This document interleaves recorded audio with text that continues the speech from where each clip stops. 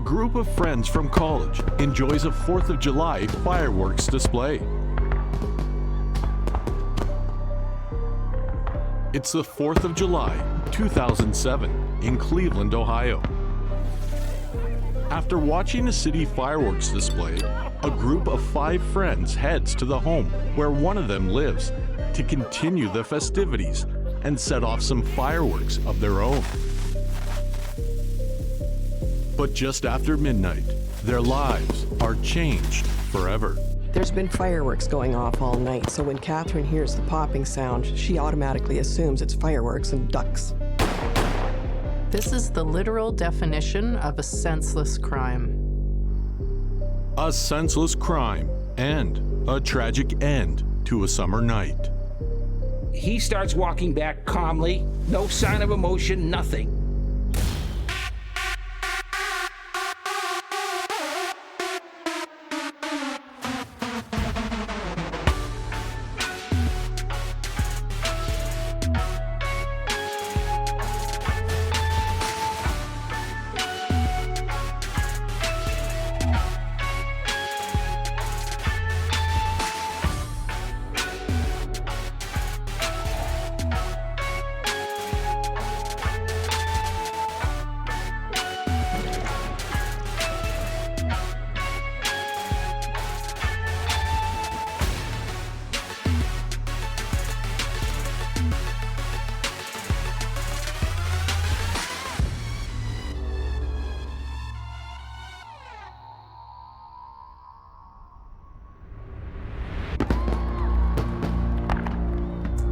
It's the 4th of July, 2007, in Cleveland, Ohio. A group of friends from college watch a city fireworks display. After the civic fireworks end around 11 p.m., they head to the home of Jacob Feitner in Cleveland's Old Brooklyn neighborhood to continue the party and set off a few fireworks of their own. Old Brooklyn is approximately 5 miles south of downtown Cleveland, on the west side of the city. Back then, Cleveland had a ordinance that all the firemen and police officers had to live in the city of Cleveland. So that neighborhood itself was very, very heavy with firemen and police officers. They started shooting off their own fireworks in the driveway. Now, the entire neighborhood was doing that. I mean, in fact, there were parties all along the street. Like I said, this is mostly policemen and firemen that live in those neighborhoods, and they were shooting off fireworks, of these small fireworks that people buy and things like that.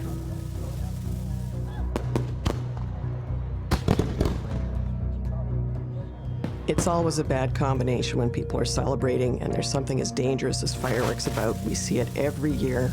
Tons of injuries on the 4th of July. When it winds down at 11:30, Jacob, along with his best friend Donnie Walsh and Donnie's fiancée Catherine Nicholas, begin picking up the scattered debris on the lawn. The fireworks show was over, and they were actually literally cleaning up their own driveway because, you know, fireworks make some kind of mess. People in the house across the street had actually come outside to watch the display, but at least one neighbor was not happy about it. Terrence Huff, a 12-year veteran of the Cleveland Fire Department, lives next door to the Feitners. A few minutes after midnight on what is now July the 5th, Huff exited his residence carrying a .40 caliber Beretta semi-automatic gun. There's Jacob Feitner standing, Donnie Walsh and Katie Nicholas on the tree lawn, and Katie Rosby and Bruce Anderson sitting in the driveway, doing nothing. They were cleaning up. They had a garbage bag. Nobody was even talking. Jacob crosses the lawn to the driveway when he sees Huff there and sees the gun that Huff is holding by his side. Jacob Feitner saw the gun. And Jacob Feitner said, yo, put away the gun, go back in the house. And then Huff raised the gun to Feitner. They're not even a driveway's width apart. Points it at him, and Jacob Feitner says, what are you gonna do, shoot me?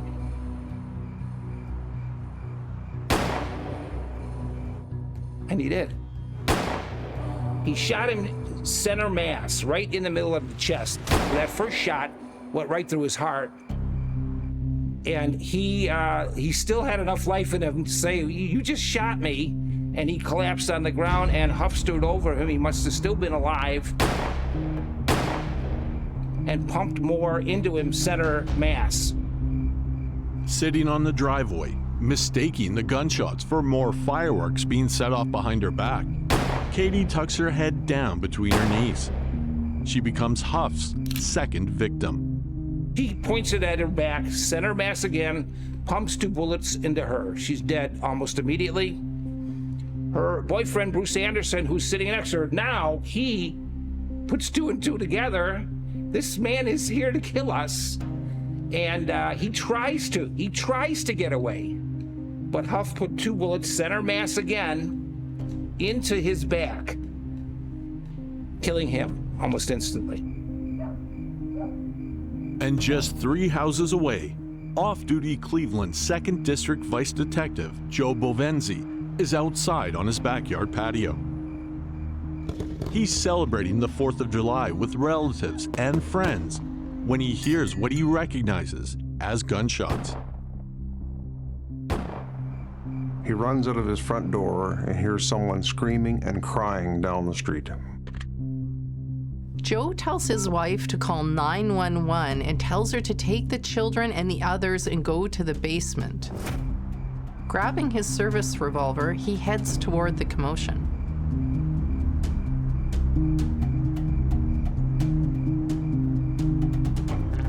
Arriving at the scene, he sees 3 people lying on the driveway.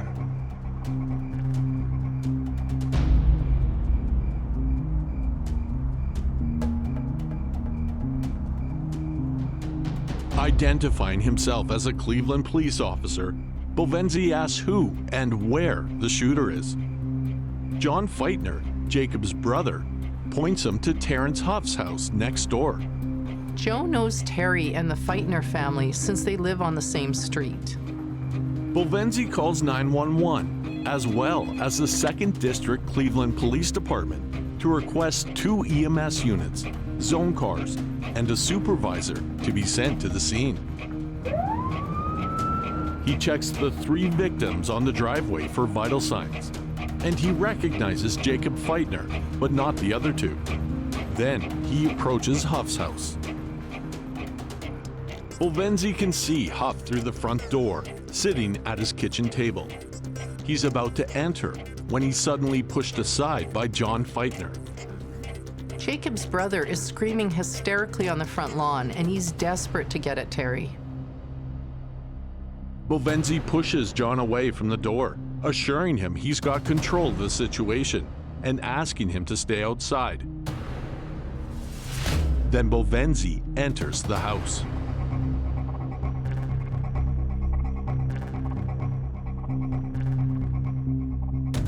He heads towards the kitchen, calling out, "Terry, it's Joe Bovenzi. I need you to come out with your hands up." Huff complies, and when Bovenzi enters the kitchen, he asks Huff where the weapon is. Huff points to the gun box, sitting 3 feet across the table from him.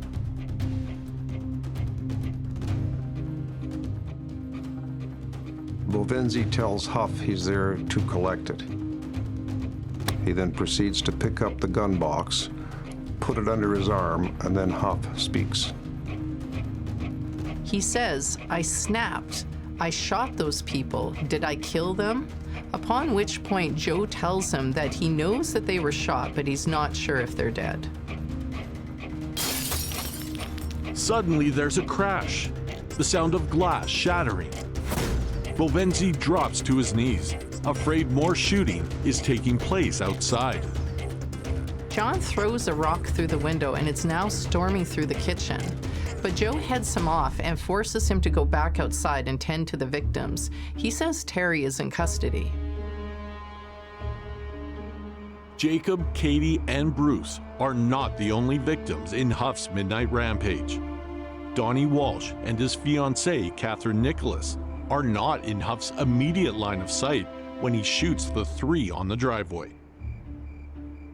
Katie Nicholas, who is not in his view because she's on the tree lawn, which is right by the street, screams her head off, obviously, and suddenly he turns, and her fiance, Donnie Walsh, who was also cleaning up the tree lawn, or part of the cleaning crew, races over, can see that Huff takes aim at her. Donnie runs towards Catherine to push her out of the line of fire. And Huff was shooting at her, but at it from a distance. So this didn't give him that advantage of sneaking up on somebody and point blank killing them. And Donnie Walsh stuck his arm in front, and his arm got shot, but it saved her life. The bullet meant for Catherine shatters Donnie's left elbow. Terry tries for Catherine again, and this time he shoots her in her left hand, wounding her pinky finger with his 9th and final bullet.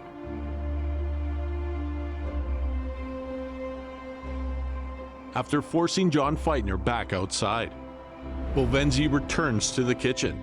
He finds Huff getting up from his chair. He draws his weapon, telling Huff to sit back down. Sitting down, Terry tells Joe, I effed up my family. At this point, Huff's wife Regina enters the kitchen. She's crying and asking, why, Terry, why? Bovenzi can now hear sirens outside. EMS trucks and police are arriving. Then 2 officers enter the house to assist Bovenzi with Huff's arrest. Once his Miranda rights are read, Huff is handcuffed. Bovenzi asks him, is there any other guns in the house? Terry replies that there are several in the bedroom, one on top of the freezer in the basement, and still more in a gun locker. This was a tight neighborhood of people. So a crowd began to, after the shooting, to come together, all right? And it was not a good fit, all right?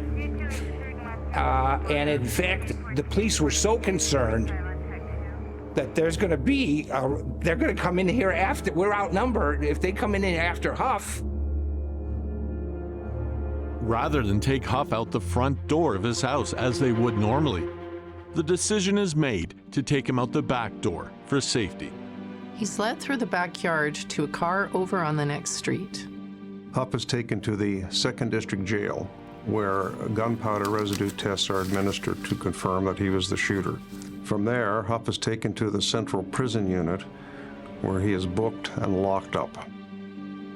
The bodies of the deceased are transported to Lutheran Hospital, and from there to the coroner's office. Donnie Walsh and Catherine Nicholas are taken to the Metro Health Medical Center.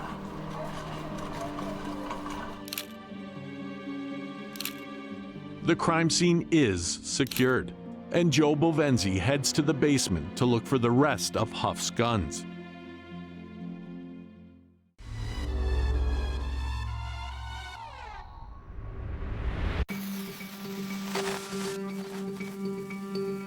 Five friends celebrate the 4th of July with fireworks at the home of brothers Jacob and John Feitner in the Cleveland neighborhood of Old Brooklyn. By 11:30 p.m., Jacob, his friend Donnie, and Donnie's fiancée, Catherine, are cleaning up the spent fireworks on the lawn. 2 more friends, Bruce and his fiancée, Katie, are sitting on the driveway talking. Just after midnight on what is now July the 5th, Huff exits his house, gun in hand, and heads towards the people across the street.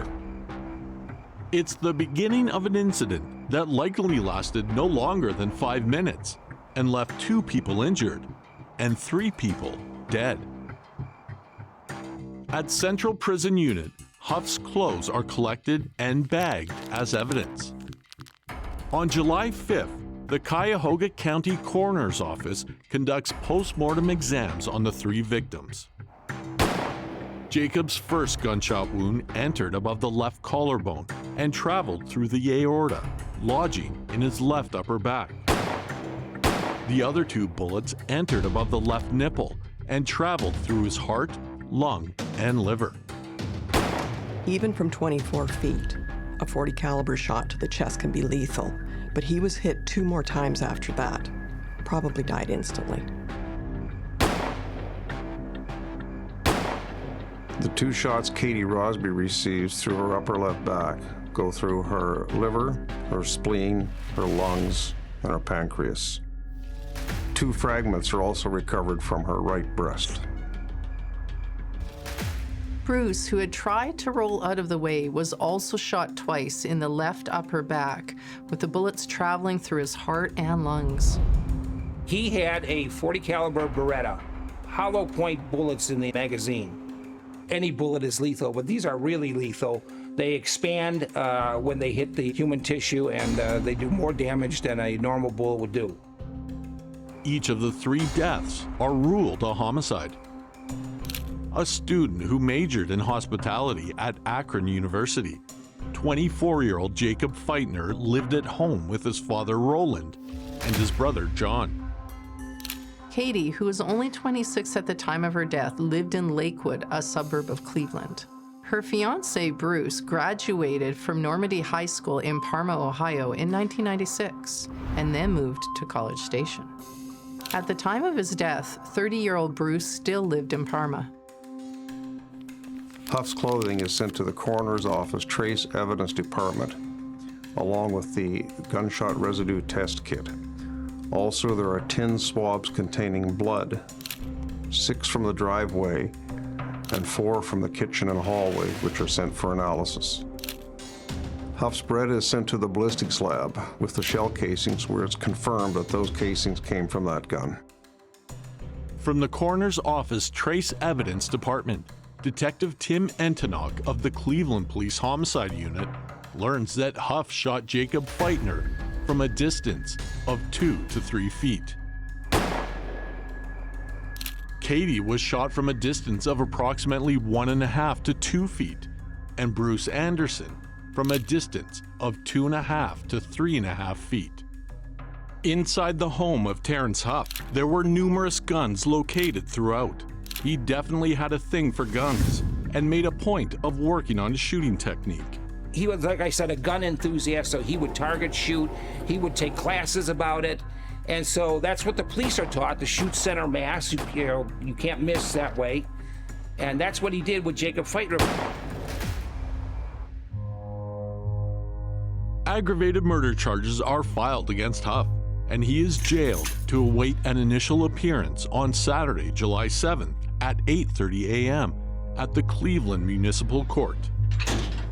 Aggravated murder can be comprised of various factors.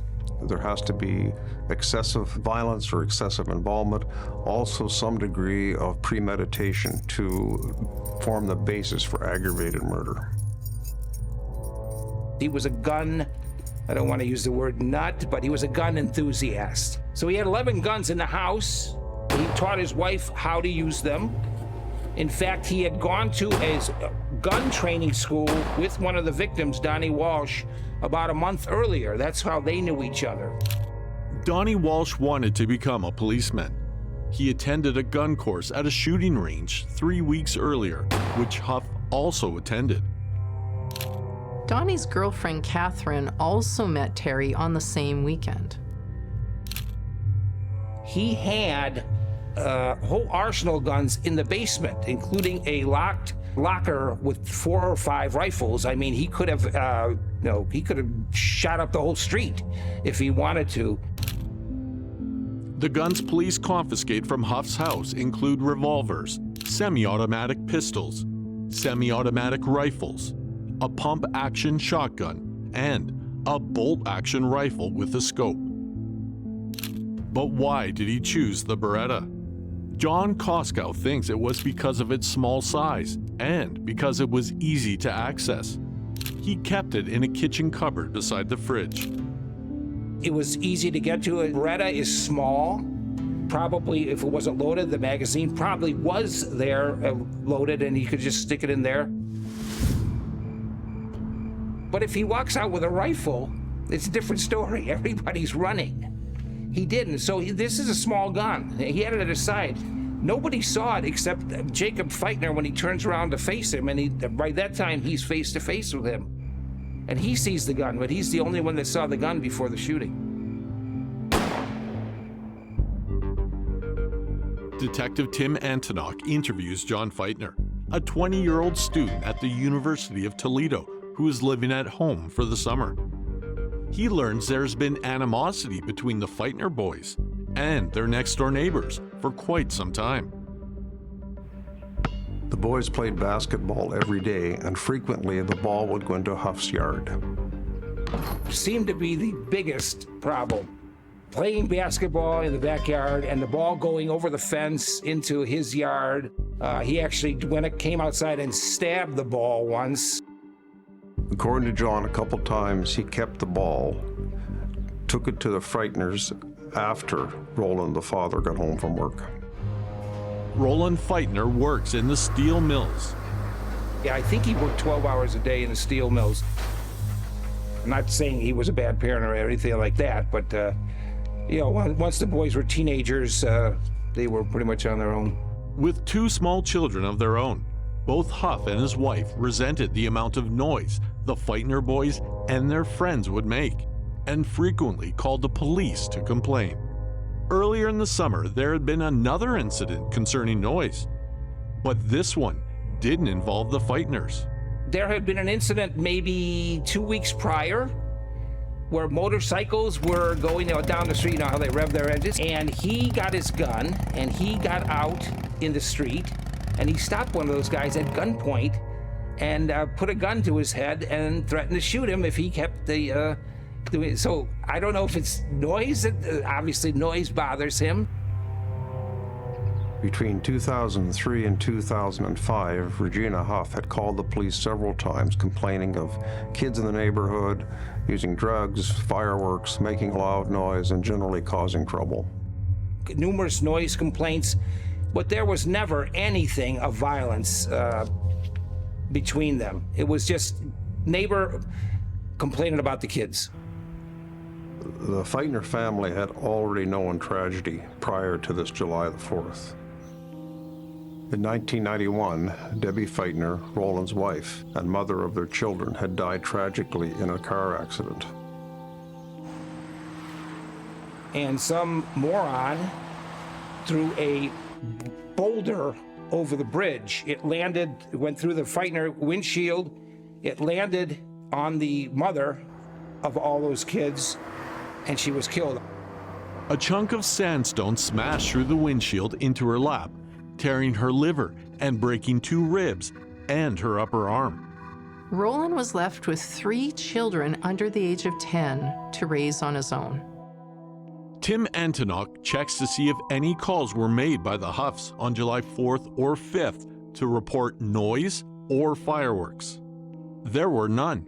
In fact, no one on the entire street had called police regarding fireworks or disturbances on either of those dates. Terrence Huff is charged with 3 counts of aggravated murder. His initial court appearance takes place on Saturday, July 7th in courtroom 3D in Cleveland Municipal Court. Aggravated murder is a very serious crime. At the time, it carried with it the possibility of the death penalty. Terry is handcuffed and shows no emotion as his lawyer asks the judge to waive his client's right to a preliminary hearing. He also asks for a reasonable bond. But the judge agrees with the prosecutor's argument that Terry should be held without bond out of concern for the community's safety. A person may be held without bond if they are a threat to the public, a flight risk, or a threat to themselves. The cases are presented to the county grand jury. You know, it's not a whodunit. The only question is it murder or aggravated murder? That really was the only question in the trial.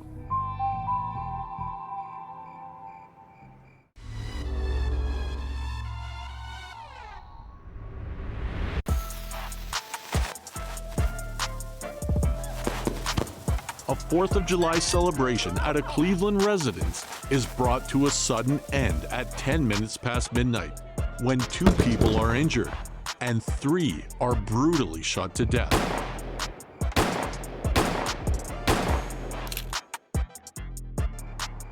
It finished setting off their fireworks by 11:30 p.m. They were in the driveway cleaning up the debris from the fireworks when he walks across the lawn, gun in hand.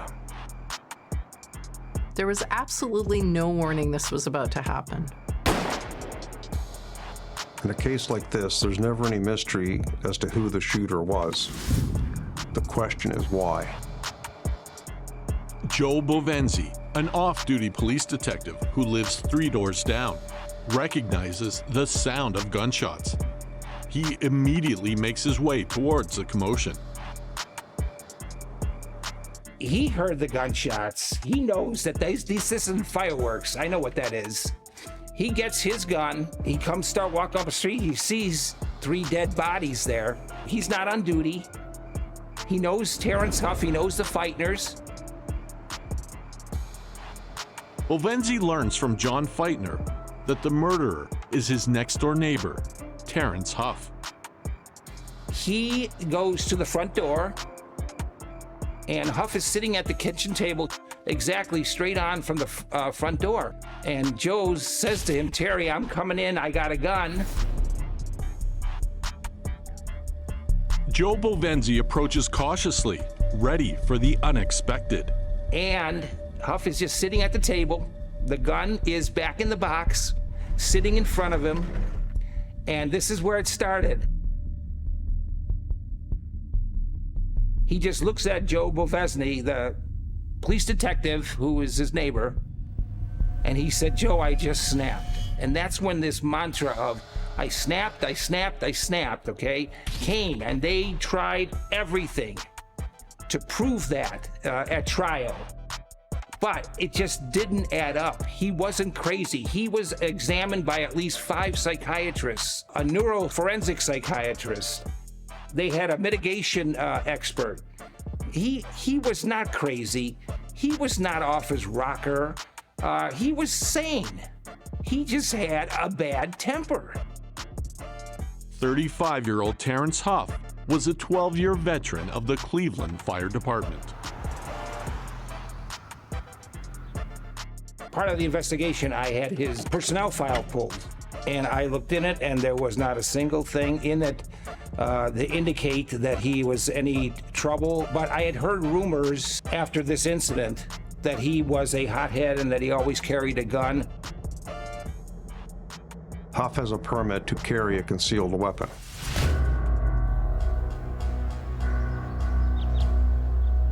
Detective Tim Entenok meets with the 2 survivors, Catherine Nicholas and her fiancé, Donnie Walsh, at the Feitner house. He gets them to show him where everyone was situated when the shootings occurred. According to Donnie, Huff was standing on his own lawn less than 2 feet away from Jacob when he shot him 3 times.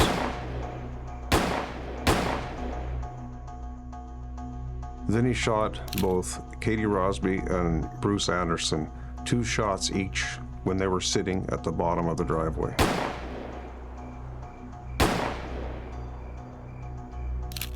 There's been fireworks going off all night, so when Catherine hears the popping sound, she automatically assumes it's fireworks and ducks. Entenok asks Donnie and Catherine if Huff said anything prior to the shooting. Donnie tells him that Huff said, "I bet you motherfuckers won't be doing this again." The police officer then asked Donnie if Huff said anything. And Donnie replied that after each shot, Huff just replied, "Yeah." He testified that every time Huff fired a shot, he would scream out, "Yeah, yeah." Like it was joyful to him. It was something he wanted to do. It made him happy. So 7 times he screamed that out. "Yeah, yeah, yeah." On July 31st, Entenok meets with Donnie and Catherine again. He learns that Donnie had met Huff at a shooting range at a private security arms class in June. Huff offered to give him a few pointers and asked him if he wanted to go shooting one day.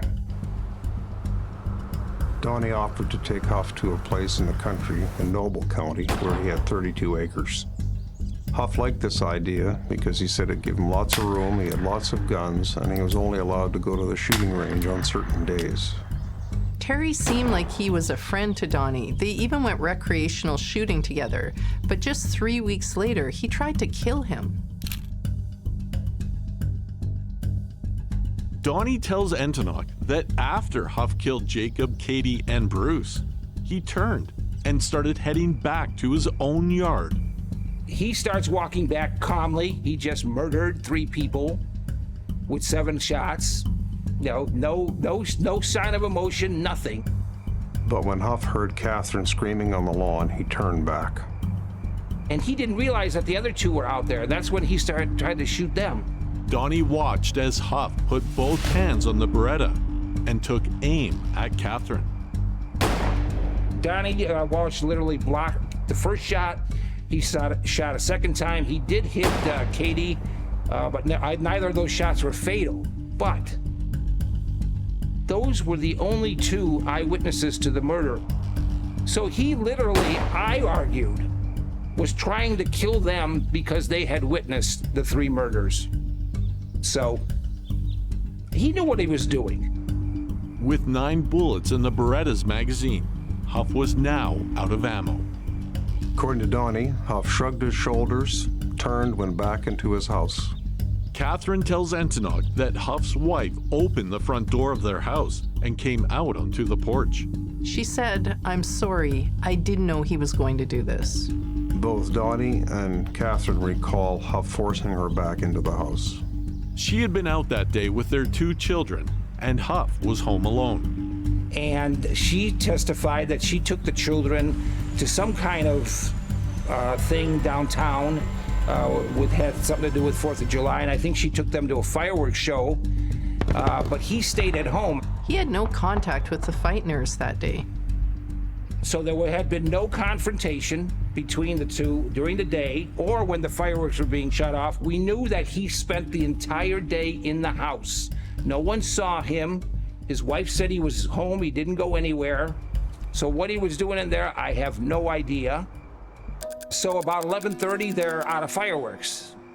And this became a crucial fact in the case because the defense's mantra was he snapped. They were shooting off fireworks. He couldn't take it anymore. He got his gun and he just snapped. That is so far from the truth. I mean, we discredited everything about that theory. Huff's wife tells police that after she put the children to bed, she went downstairs to watch television. She got home. She went downstairs where they have a family room in the basement. She talked with him a few minutes. She heard some of the fireworks and the fireworks stopped. And she knows that Terrence went to bed at 11:30. Then she heard him get up again at midnight. She heard him get up. He went to the kitchen. She heard him open the cupboard. She knew right then what he was doing. He was getting his gun. He wasn't ranting or raving. He wasn't in a hurry. She could hear him open the cupboard where the gun is kept on the top shelf in a box. He took it out of the box, loaded the magazine into the gun, or he had to put the bullets in the magazine. He comes up, opens the front door, walks out, still standing on his side of the driveway. That was the whole problem with the case. You would expect people to think he's nuts. But there was so much psychological investigation into this. It was clear he wasn't nuts. He was a fireman. He went to work every day. He had a perfect record with the fire department. So what was it? It was just this animosity towards the Feitners. He just hated their guts. And he was going to end it his way, on his terms. On August 7th, Huff is indicted on capital charges for 3 counts of aggravated murder for purposely and with prior calculation and design causing the death of 3 people.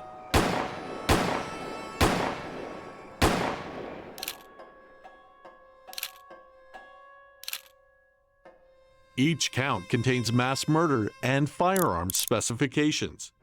He's also charged with 2 counts of attempted murder. On Friday, August 10th, Terry pleads not guilty.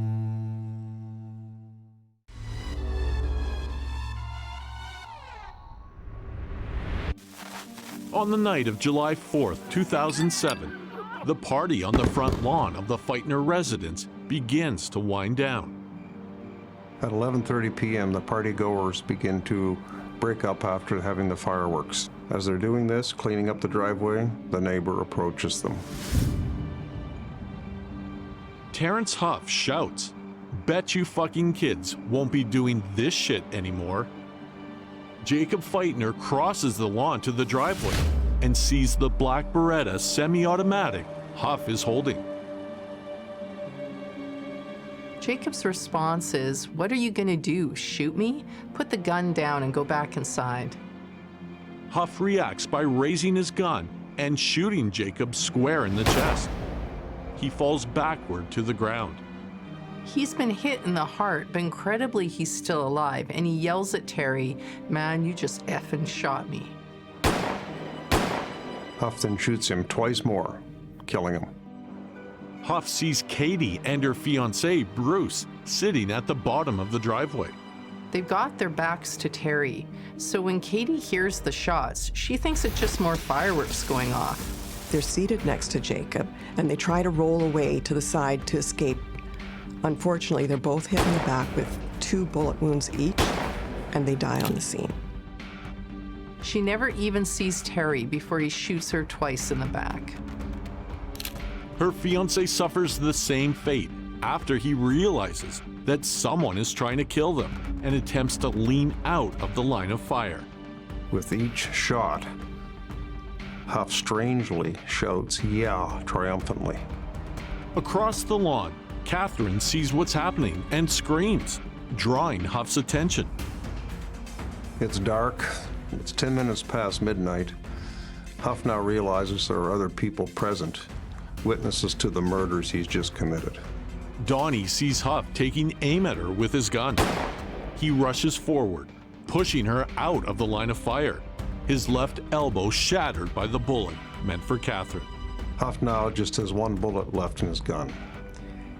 He fires a second shot at Catherine, striking her in the left pinky finger and shooting it off her hand. Joe Bovenzi, an off-duty police detective who lives just down the street, hears the shots at 10 minutes after midnight and hurries to the scene. When law enforcement arrives, Huff is handcuffed and led out of the back of his property to avoid confrontation with the hostile crowd that has gathered. On Friday, August 10th, 5 weeks after the killing spree, Huff appears by jail video hookup before a Cuyahoga County Common Pleas judge who orders him held without bail. Huff is indicted on 3 counts of aggravated murder, which have mass murder implications, as well as 2 counts of attempted murder.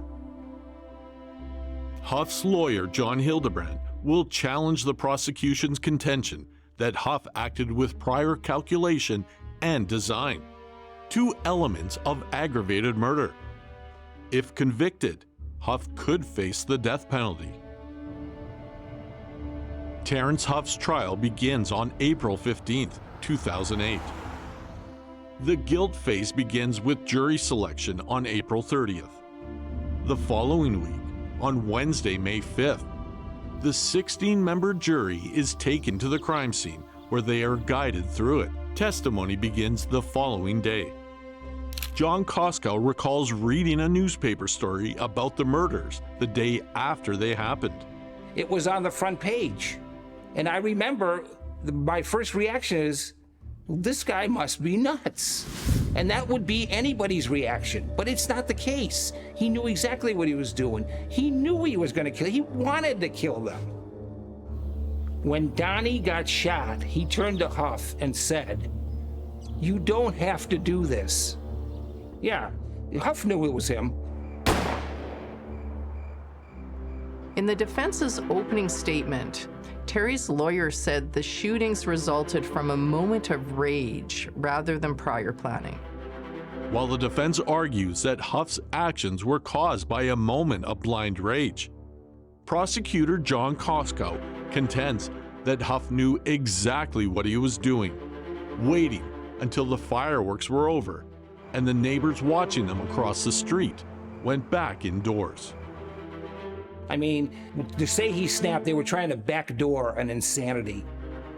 It was a frantic effort by them, not to say he didn't do it, but to mitigate what he did down to murder or a manslaughter so he wouldn't face the death penalty.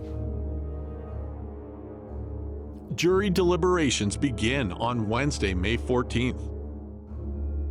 The following day, the jury returns a guilty verdict on all 5 counts, including the firearms specifications.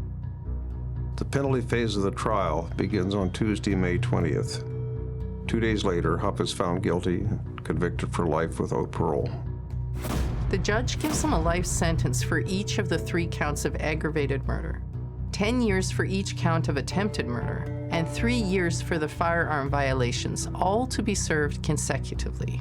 When asked if he had anything to say, Huff apologized, saying, "I'd like to say that I'm sorry, Your Honor." He showed no emotion. Huff has escaped the death penalty, but he believes he was driven to this point and he snapped by the actions of the neighbors and what they were doing to him and his wife in their home. In February 2009, Huff files an appeal for his aggravated murder conviction. With a new legal team, he cites judicial missteps, ineffective counsel, and prosecutorial misconduct among the factors that he believes contributed to his receiving life without the possibility of parole.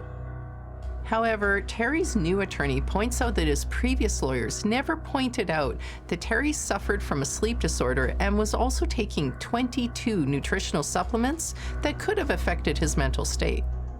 The appeal to have his sentence changed is denied, as are subsequent appeals as well. During a 4th of July party, a brief burst of rage cut short 3 young lives in a senseless act of violence, and left a lifetime of heartache in its wake for each of their families. Terrence Huff continues to serve out his life sentence, incarcerated in Richland Correctional in Mansfield, Ohio.